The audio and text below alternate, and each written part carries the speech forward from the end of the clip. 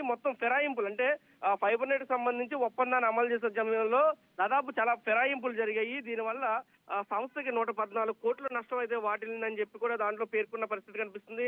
వేమూరి హరికృష్ణ ప్రసాద్ కి electronic voting machine దొంగిలించినందుకు arrest చేసినట్టు గతంలో క్రిమినల్ కేసులు ఉన్నాయి. ఆ కేసుకి సంబంధించి కూడా ఉన్న డీటెయిల్స్ ని కూడా ఈ చార్జ్ షీట్లు అయితే దాఖలు చేసిన పరిస్థితి అయితే కనిపిస్తుంది.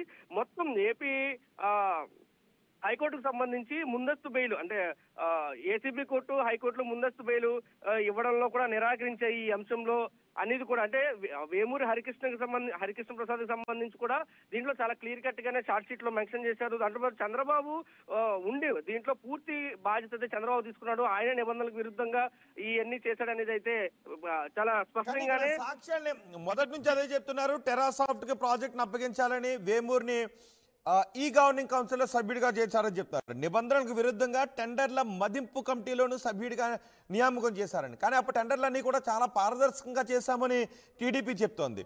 సో వీటికి సంబంధించి ఎవిడెన్స్ స్పష్టమైన ఆధారాలను కూడా సేకరించగలిగిందా సిఐడి? అంటే వాళ్ళు చెప్పేదైతే చాలా క్లారిటీగా ఉంది. వాళ్ళు ఏం చెప్తున్నారు, టెర్రాసాఫ్ట్ అనే ఒక సంస్థని టెండర్లకి అనుమతించేది లేదు. ఎందుకంటే అప్పటికే టైం అయిపోయింది. టెర్రాసాఫ్ట్ బ్లాక్ లిస్ట్ లో ఉంది. బ్లాక్ లిస్ట్ లో ఉన్న టెర్రాసాఫ్ట్ ని బ్లాక్ లిస్ట్ ని తొలగించి టెర్రాసాఫ్ట్ కోసం 6 రోజుల పాటు మళ్ళీ టెండర్ టైంలు అయితే పొడిగించారు. ఇది ఉద్దేశపూర్వకంగా చేశారని సిఐడి అయితే చెప్తున్న పరిస్థితి. వేమూరు హరికృష్ణ మీద ఇప్పటికే కేసులు ఉన్నాయి. ఆ కేసులు కూడా పక్కన పెట్టి కావాలని ఉద్దేశపూర్వకంగానే తనకి ఇవి ఇచ్చారనేది సాక్ష్యాధారాలు మా దగ్గర ఉన్నాయనేది చార్జ్ షీట్ లో చాలా క్లారిటీగా అయితే పేర్కొన్న పరిస్థితి. దానికి సంబంధించిన వివరాలన్నీ కూడా సిఐడి కోర్టులో అయితే వాళ్ళు సబ్మిట్ చేసిన పరిస్థితి ఉంది రోహిత్. దీంతో పాటు ఉద్దేశపూర్వకంగా అంటే ఇటు చంద్రబాబు చాలా కావాలనే చాలా ఉద్దేశపూర్వకంగానే దీంట్లో ఆర్థిక లావాదేవీలకి తావు ఉందనే ఉద్దేశంతోనే ఇటువంటి చేశారనేది అయితే ప్రధానంగా చార్జ్ షీట్ లో పేర్కొన్నారు. అందుకే A1 గా చంద్రబాబును మార్చారు అనేది కూడా చెప్తున్నారు. ఎందుకంటే గతంలో మనం ఈ కేసును ఫైల్ చేసినప్పుడు లేకపోతే చంద్రబాబు 25వ పేరుగా ఉంది ఆయన, కానీ ఇప్పుడు A1కి వచ్చారు. అంటే మొత్తం రికార్డ్స్ అన్ని తీసుకున్న తర్వాత మొత్తం డేటా అంతా సేకరించిన తర్వాత A1 గా చంద్రబాబు పూర్తిగా దీనికి సంబంధించి క్రియాశీలకంగా చంద్రబాబు ఉన్నాడు. ఆయన ఆధీనంలో మొత్తం జరిగాయి. కావాలని ఉద్దేశపూర్వకంగానే ఇదంతా జరిగింది. దాదాపు 333 కోట్ల రూపాయలు దీని ద్వారా అవినీతి జరిగింది. 114 కోట్ల రూపాయలు చేతులు మారాయి అని చెప్పి చాలా స్పష్టంగానే దీంట్లో అయితే పేర్కొన్న పరిస్థితి ఉంది Rohit. Right Surendra, AP fibre net scam లో చార్జ్ షీట్ దాఖలు చేసింది ఏపీసీఐడి. విజయవాడ ఏసీబీ కోర్టులో సిఐడి చార్జ్ షీట్ వేసింది. A1 గా చార్జ్ షీట్ చంద్రబాబును పేర్కొన్నారు. గతంలో చంద్రబాబును A25 గా పేర్కొన్నారు. కానీ ఇప్పుడు చార్జ్ షీట్ దశలో A1 గా చంద్రబాబును పేర్కొన్నారు. A2 గా వేమూరి హరికృష్ణన్ చేర్చారు. A3 గా కోగంటి సాంబశివరావు పేర్లను సిఐడి చేర్చింది. ఎఫ్ఐఆర్ నమోదు సమయంలో చంద్రబాబును అప్పుడు A25 గా పేర్కొన్నారు.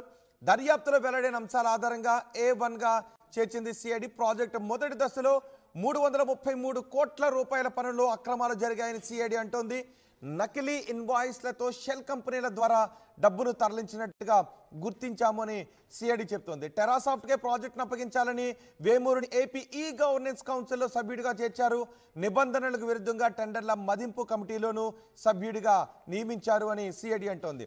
అలాగే బ్లాక్ లిస్ట్ నుంచి తొలగించి మరీ వేమూరికి కంపెనీ పనులను అప్పగించారు. వేమూరి హరికృష్ణ నాటి fibre net corporation MD Koganti సాంబశివరావుది ఈ అవినీతిలో కీలక పాత్ర ఉంది అని సిఐడి చెప్తోంది. ఫైబర్ నెట్ స్కామ్లో కీలక ఆధారాలను సేకరించామని సిఐడి చెప్తోంది. ఐబీఐ గ్రూప్ ద్వారా ఆడిటింగ్ జరపడంతో వెలుగులోకి ఈ అక్రమాలు వచ్చాయని చెప్తున్నారు.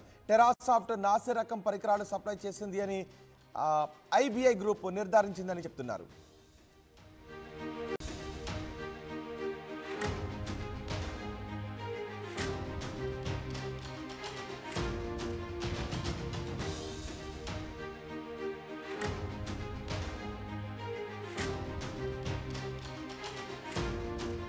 ఏపీ ఫైబర్ నెట్ స్కామ్ లో కీలక పరిణామం. చార్జ్ షీట్ ను దాఖలు చేసింది ఏపీ సిఐడి. విజయవాడ ఏసీబీ కోర్టులో సిఐడి చార్జ్ షీట్ ను దాఖలు చేసింది. A1 గా చంద్రబాబు, A2 గా వేమూరి హరికృష్ణ, A3 గా కోగంటి సాంబశివరావు పేర్లను సిఐడి చార్జ్ షీట్ లో చేర్చింది. ఎఫ్ఐఆర్ నమోదు సమయంలో చంద్రబాబును A25 గా పేర్కొంది సిఐడి. దర్యాప్తులో వెల్లడిన అంశాల ఆధారంగా A1 గా సిఐడి చంద్రబాబును చేర్చింది.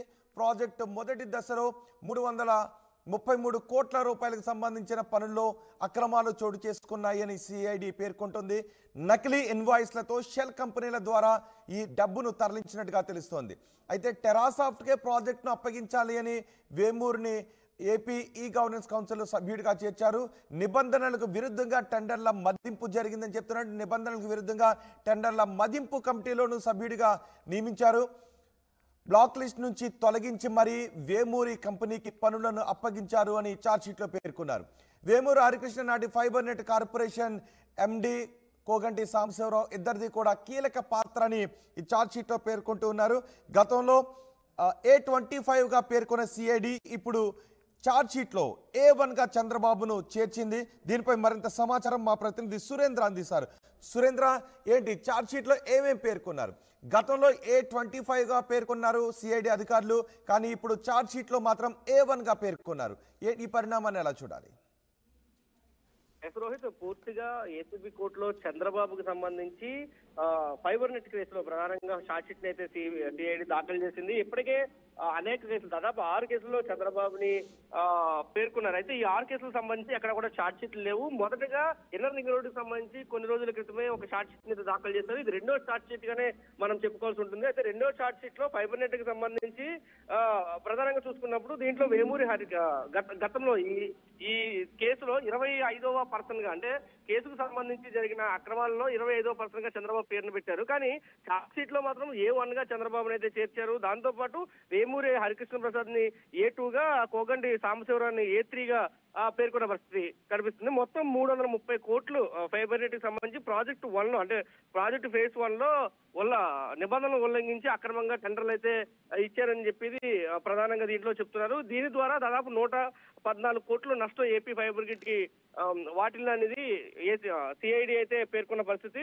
టెండర్ల కేటాయింపు నుంచి మొత్తం ప్రాజెక్ట్ పూర్తయ్యే వరకు, అంటే మొత్తం ఈ ప్రాజెక్టు స్టార్టింగ్ నుంచి, అంటే టెండర్లు పిలిచిన దగ్గర నుంచి పూర్తయ్యే వరకు మొత్తం అవకతవకలు జరిగాయి. దీనివల్ల ప్రభుత్వ ఖజానాకు భారీ నష్టం వాటిల్లిందనేది అయితే ప్రధానంగా ఛార్జ్ షీట్ లో పేర్కొన్నారు. దాంతోపాటు ప్రాజెక్ట్ అమలు చేస్తున్నప్పుడు నాణ్యత లేని మెటీరియల్స్ ఉపయోగించారు. ఇది పూర్తిగా షరతులను ఉల్లంఘించడం అంటూ పేర్కొన్న పరిస్థితి అయితే కనిపిస్తుంది. తర్వాత ఆప్టిక్ ఫైబర్ నెట్ కి సంబంధించి దాదాపు 80% ప్రస్తుతం నిరుపయోగంగా మారింది. ఇది తర్వాత పనిచేయకుండా పోయింది. జీవితకాలం పూర్తిగా నష్టం దీనివల్ల అనేది మరొక అంశంగా దీంట్లో పేర్కొన్నారు.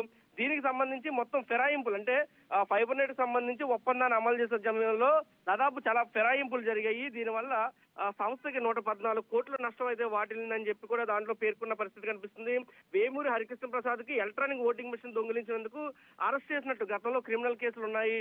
ఆ కేసుకి సంబంధించి కూడా ఉన్న డీటెయిల్స్ ని కూడా ఈ ఛార్జ్ షీట్లు అయితే దాఖలు చేసిన పరిస్థితి అయితే కనిపిస్తుంది.